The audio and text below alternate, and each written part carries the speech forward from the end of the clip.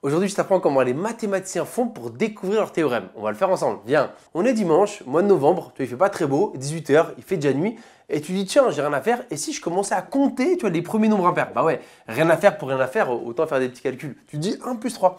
1 plus 3, ça fait 4. Tu dis allez, je monte un peu le niveau, je passe au suivant. Donc tu reprends 1 plus 3 et tu ajoutes le suivant, plus 5. Tu comptes, on avait 4, on ajoute 5, ça fait 9. Tu dis allez, on est fou, on passe au cran suivant. Donc 1 plus 3 plus 5 plus 7. Et oui, déjà, il faut maîtriser les nombres impairs. Et tu comptes combien ça fait? En fait, là, on est à 9, on ajoute 7, ça fait 16. Et là, tu te poses un peu, tu te dis, c'est rigolo. Ici, il y en avait 2, tu vois. Et la réponse, ça fait 4. Ah ouais, 4 comme 2 au carré. 2 étant le nombre de termes, en fait, de nombres que tu as additionnés. Et là, il y en avait 3, j'en ai ajouté 3. Et comme par hasard, le résultat, c'est 9, qui correspond à 3 au carré. Le nombre de termes au carré. Et ici, est-ce que ça marche encore? 1, 2, 3, 4, ils sont 4. Oh, et 4 au carré, ça fait bien 16. C'est fou, on a découvert quelque chose ou pas? Donc c'est là en fait le mathématicien. Il observe quelque chose. Il remarque une curiosité. Celle-ci en l'occurrence. Mais question pour toi, est-ce que c'est toujours vrai? Est-ce que quand j'ajoute les premiers nombres impairs consécutifs, il y a beaucoup d'informations, est-ce toujours égal au nombre de termes au carré? Bah non, on n'en sait rien. Là, j'ai juste fait un peu pour les premiers et j'ai vu que ça marchait. Comment s'appelle ce qui vient de se passer? Ça s'appelle une conjecture. Donc, est-ce que tu connais la définition précise d'une conjecture qui est en fait le début vers la preuve? Eh bien, je vais te la donner. Ou plutôt, non, c'est pas moi qui vais donner la définition, c'est Navid. Bon, j'ai bien compris que cette histoire de conjecture n'était pas claire, donc je vais vous donner un cas concret. En ce moment, ma femme rentre très tard et tous les week-ends, elle prétexte un séminaire pour partir quelque part. Bon, j'ai bien compris qu'elle était en train de préparer mon anniversaire. Pourquoi? Parce qu'elle rentre tard, donc elle travaille un petit peu plus pour mettre de l'argent de côté. Et les séminaires, c'est Ibiza, Mykonos et Barcelone. Donc ça reste une observation. Je pense qu'elle est en train d'organiser mon anniversaire, mais pour l'instant, je n'ai aucune preuve. Monsieur, j'ai une autre conjecture à vous proposer. Laquelle? On lui laisse la paternité de sa définition. Mais au moment où tu as compris le principe, ce n'est pas parce que tu observes quelque chose qui semble vrai. En fait, il y a tous les éléments qui te poussent à croire ça, que c'est forcément vrai. Donc tu as compris, on a observé quelque chose et là on va le démontrer. Voilà, ça c'est comme ça qu'on fonctionne un peu scientifiquement ou quand on découvre un théorème, une propriété ou autre. Donc première étape, on émet une conjecture fort de nos observations. Et c'est pas simple parce qu'en fait, bien écrire la conjecture, c'est un premier pas vers la démonstration. Donc c'est quoi la conjecture? Parce que là, je l'ai fait avec des nombres. Mais si on le fait ici, en fait, déjà on va jusqu'où? Il y a deux possibilités pour formaliser ce qui se passe. Soit on peut dire on va jusqu'à n avec n, un nombre impair, le dernier nombre impair choisi. Soit on aurait pu tout de suite donner la définition d'un nombre impair en mode 2k plus 1 ou 2n plus 1. C'est pas ce que je vais faire. Moi, je vais laisser n. Et donc déjà, je te promets, un des enjeux de la vidéo, c'est être capable d'écrire convenablement en fait notre conjecture. Tu vois, on l'a vu avec des nombres et tu es capable de me l'écrire avec n. Donc tu as compris en fait, quand on additionne les premiers nombres impairs, c'est le nombre de termes au carré. Ouais, mais quand je compte de 1 à n, il y a combien de termes? Déjà, tu vois, première difficulté, tu te heurtes à cette difficulté. Combien il y en a? Moi, depuis la première, quand je dois compter le nombre de termes, j'y vais empiriquement, justement. Je fais les premiers pour comprendre ce qui se passe, tu vois. Quand j'allais jusqu'à 3, il y avait 2 termes. Quand j'allais jusqu'à 5, il y avait 3 termes. Quand j'allais jusqu'à 7, il y avait 4 termes. Et donc, en fait, moi, je remarque que pour trouver le nombre de termes, en fait, c'est, regarde, pour 3, il y a 2 termes. Donc, en fait, c'est 3 plus 1 sur 2. Quand je vais jusqu'à 5, le nombre de termes, regarde, c'est 5 plus 1 sur 2. C'est une sorte de mise en abîme, tu vois. Je ferai l'exemple pour comprendre ce qui se passe. Quand je vais jusqu'à 7, le nombre de termes, c'est 7 plus 1 sur 2. Donc, si je vais jusqu'à n, question pour toi, combien il y a de termes? C'est 1 de plus. Donc, c'est n plus 1 sur 2. Ça, c'est combien il y a de termes. Et moi, j'ai mis l'hypothèse qu'en fait, cette somme-là, elle est égale à n plus 1 sur 2 au carré. Le nombre de termes au carré. Donc là, tu vois, je viens de formaliser notre conjecture qu'on doit démontrer. Et donc, très important, n, c'est un nombre impair. Ok, maintenant que j'ai posé les bases, comment est-ce qu'on fait pour le démontrer? Je vais te proposer 2 démonstrations pour le prouver. La première, directement liée à un truc qui ressemble à ça. Ça te fait penser à rien, ça? Tu vois, somme des termes d'une suite, tu vois, quand tu dois additionner des nombres et qu'il y a un certain lien entre eux, à chaque fois, c'est plus 2. Tu as remarqué, d'un terme à l'autre, c'est plus 2, plus 2, plus 2. Il y a une formule. On va l'utiliser, mais elle n'est pas gratuite. Ça, c'est démonstration numéro 1. La seconde, dédicace au terminal, on va faire un raisonnement par récurrence. Et donc finalement, c'est une bonne explication de mais à quoi ça sert la récurrence en terminale? En fait, ça sert à démontrer des conjectures. Tu remarques quelque chose, tu te dis mais ça a l'air vrai, comment je peux le montrer? Il faut que je montre que c'est vrai pour tous les n de la Terre, que peu importe le dernier nombre impair choisi, mon truc fonctionne. Et non pas juste avec des petits exemples. Tu vois. Donc numéro 2, par récurrence, un peu plus scolaire. Bon, même la première, j'avoue, elle est un peu scolaire. Elle fait un peu peur, mais crois-moi, elle est adorable la formule. Donc reste avec moi. Donc pour la première démonstration, on a besoin de connaître une formule, celle de la somme des termes d'une suite arithmétique. Arithmétique, c'est quand pour passer d'un terme à un autre, tu fais toujours plus quelque chose. Et c'est le cas ici, regarde, je te l'ai montré. Pour passer de lui à lui, c'est plus 2. Prends chaque terme séparément, oublie les plus, tu vois. De 1 à 3, c'est plus 2. De 3 à 5, c'est plus 2. De 5 à 7, c'est plus 2. Donc en fait, chaque terme pris de manière isolée, en fait, constitue ce qu'on appelle une suite arithmétique. Ok. Et quand tu as ce critère-là, quand tu t'appelles suite arithmétique et que je dois additionner tout le monde, il y a une formule. Elle est longue à écrire, mais elle est adorable. Premier terme plus dernier terme fois le nombre de termes sur 2. Donc pour cette démonstration, il y avait besoin effectivement de cette formule-là. Donc on va l'appliquer. Il me faut le premier terme. Le premier terme, c'est 1. Ok, 1 plus. Il me faut le dernier terme, c'est n. Donc là, pour l'instant, ça va. Fois le nombre de termes. Combien il y a de termes de 1 à n? C'est vrai qu'en fait, une fois qu'on avait bien formalisé notre conjecture, on avait gagné. Parce qu'en fait, c'est ça le nombre de termes. Tu te souviens, c'est mon truc en vert, c'est vrai que j'ai laissé ici. En fait, trouver le nombre de termes, c'était pas si simple. Pour moi, c'était le plus dur de la vidéo, enfin de l'exercice. Trouver le nombre de termes quand tu comptes de 1 à n, tu vois. n plus 1 sur 2. C'est vrai que j'ai fait en vert de manière empirique. Et donc, on a statué ensemble que ça, n plus 1 sur 2, c'était le nombre de termes quand tu comptais de 1 à n. Donc, j'explique pas plus, j'ai déjà répété 8 fois, tu vois, que le nombre de termes, c'est n plus 1 sur 2. C'est le truc en vert qui est ici. Et ben voilà. Premier terme plus dernier terme fois le nombre de termes sur 2. Faisons ce petit calcul. Alors, comment est-ce qu'on fait ça? Et en fait, là, il faut le voir comme une fraction. Donc, tu vois, ce qu'il y a en haut, n'est pas peur, c'est style ça. Hein. C'est 3 fois 5 septièmes, d'accord? Donc, n plus 1, il va avec n plus 1. Donc, en fait, regarde, c'est n plus 1 fois n plus 1 sur 2, le tout sur 2. Hein. J'espère que ça va. 1 plus n, c'est n plus 1. Fraction à étage, comment est-ce qu'on fait? Diviser par un nombre, c'est fois son inverse, tu vois. OK? Et celle-là, on n'y touche pas. Je vais me permettre de faire un truc parce que n plus 1 fois n plus 1, ça fait n plus 1 au carré. D'accord? Donc là, c'est la partie où on calcule. J'espère que voilà, tu n'as pas trop peur de ces petits calculs-là. J'avoue, fraction à étage, on n'aime pas trop, mais bon, j'espère que ça va. Donc on est ici, dernier calcul, 2 fois 2, 4. Donc attends, on est à n plus 1 au carré, le tout sur 4. Voilà ce que ça donne. Et je veux que tu aies conscience que ça, c'est la vérité. Si je fais 1, plus 3, plus 5, etc. jusqu'à plus n, fort de cette formule-là, je tombe là-dessus. C'est la vérité. Or, nous, on a conjecturé que c'était égal à ça. Ah mince, c'est pas pareil. Ou alors si. Mais si, c'est pareil. Parce que 4, c'est 2 au carré. Ça s'écrit autrement. En fait, c'est n plus 1 sur 2, le tout au carré. C'est strictement la même chose. Parce qu'une fraction au carré, tout le monde prend du carré. Hein. n plus 1, il prend du carré et 2 aussi. Donc en fait, on retombe bien sur notre résultat. Tu vois. Donc première démonstration, si tu connaissais en fait cette formule et que tu avais identifié que, comme par hasard, c'est les termes d'une suite arithmétique, ça sortait plutôt facilement à condition d'avoir bien formalisé ton problème. Autrement dit, de savoir combien tu avais de termes. Deuxième preuve, on va faire une démonstration par récurrence. Donc finalement, en fait, je ne peux pas t'expliquer ce que c'est une démonstration par récurrence parce que finalement, c'est un des meilleurs exemples en fait. Une démonstration par récurrence, justement, ça te permet de prouver qu'un truc est toujours vrai pour tous les n de la Terre, avec n un nombre entier, qu'une propriété, qu'un truc est vrai. Et justement, si un terminal me dit « mais à quoi ça sert la récurrence ?» Je lui dirais « regarde ma vidéo, tu vois. » Donc ici, je ne peux pas te dire, je vais juste un peu te dire comment est-ce qu'on construit une démonstration par récurrence. Parce qu'en fait, la forme est très importante ici. Une démonstration par récurrence, ça se fait en 3 temps. Initialisation, hérédité et conclusion. Et tu l'auras compris, c'est ici qu'on va se battre un petit peu. Le reste, c'est un peu de la forme. Et en fait, si on comprend ça, on comprend peut-être un peu la démarche de la récurrence.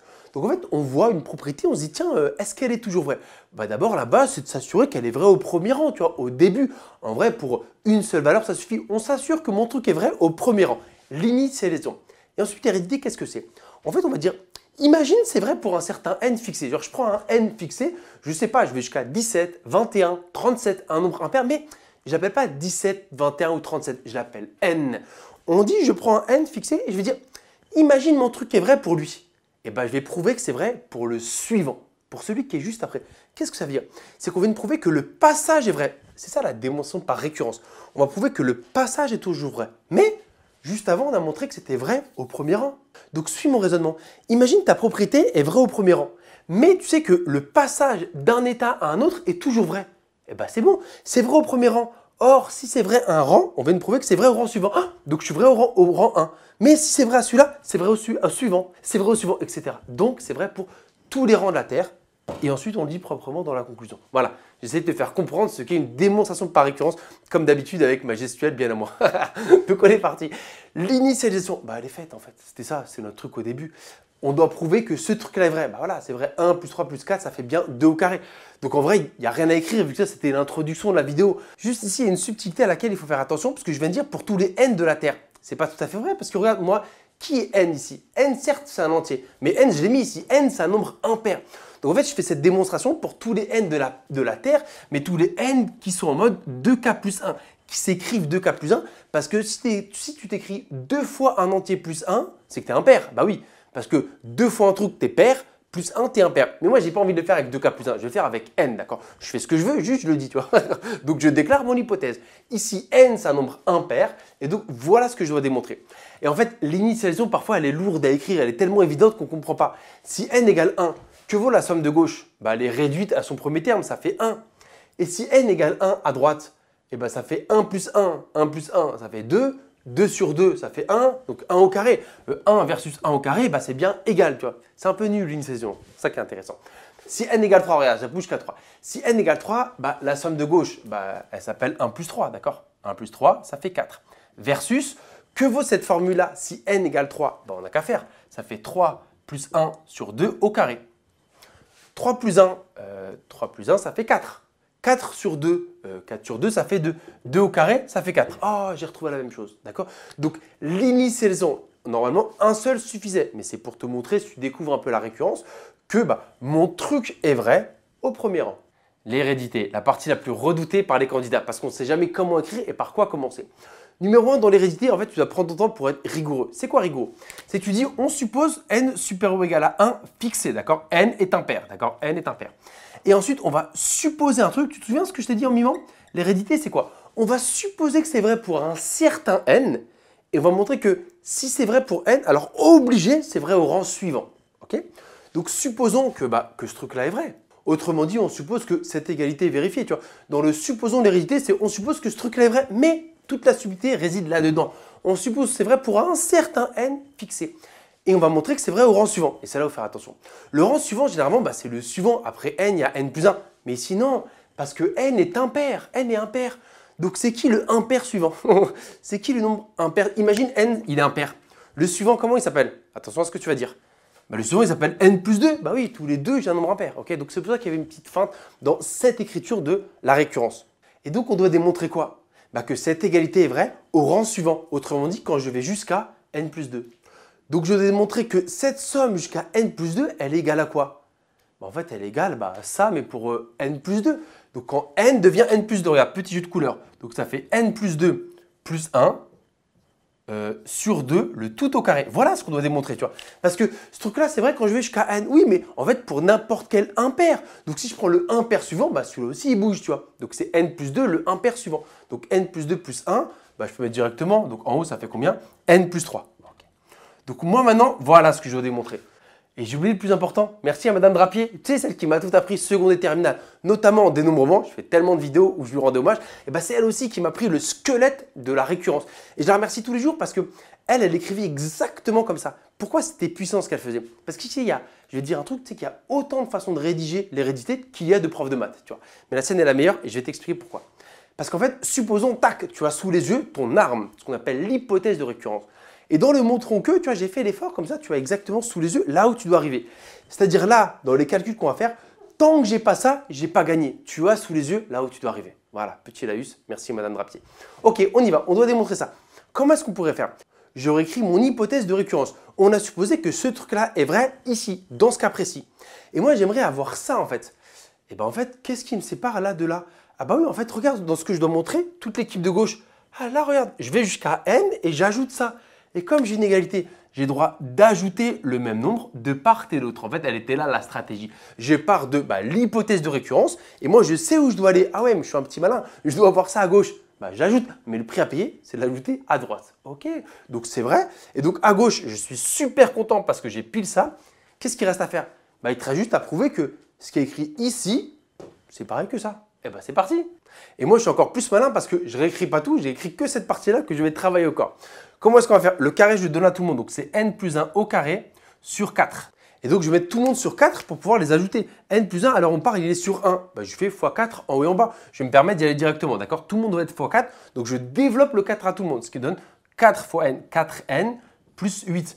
Qu'est-ce qu'on pourrait faire? Eh bien, si on développait n plus 1 carré, comme ça, on pourrait un peu simplifier. Identité remarquable qui me donne n carré plus 2n plus 1. On n'oublie pas qu'il y avait plus 4n plus 8 qui l'attendait et tout le monde est sur 4.